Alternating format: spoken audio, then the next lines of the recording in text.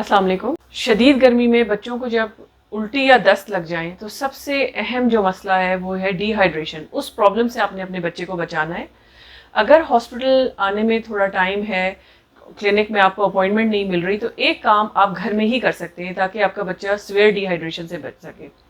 Market में easily निम्पोल का पानी बना बनाया भी दस्तयाब होता है छोटे बच्चों के लिए, या फिर इस तरह इसके पैकेट भी दस्तयाब होते हैं।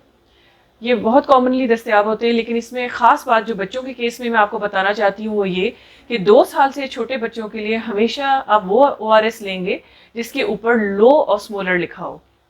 क्यों? इसलिए कि उसके अंदर नमकियात की, सोडियम की मिकदार उतनी होती है जो 2 साल से छोटे बच्चे के जिस्म की मुनासबत से हो। छोटे बच्चों को कभी भी बड़ों वाला ORS आपने नहीं देना, ठीक है। दूसरी बात यह कि आप फ़ौरन से पहले ORS घर में ही शुरू कर दें।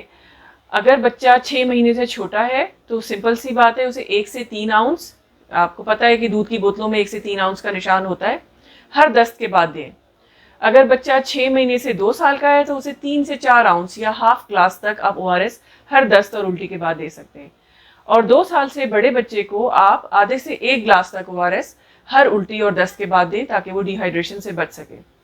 अगर बच्चा वॉमिट कर देता है तो बिल्कुल भी ना घबराएं। फिर आपकी कोशिश ये होनी चाहिए कि ORS उसे स्पून वाइज दें, यानी चम्मच चम्मच से, यानी 1 चम्मच ORS दिया, 5 मिनट रुक गए, फिर दूसरा चम्मच ORS दिया। इस तरह जब आप कम मिकदार में ORS थोड़े वक्फे से देते हैं तो वो बच्चा हजम कर लेता है।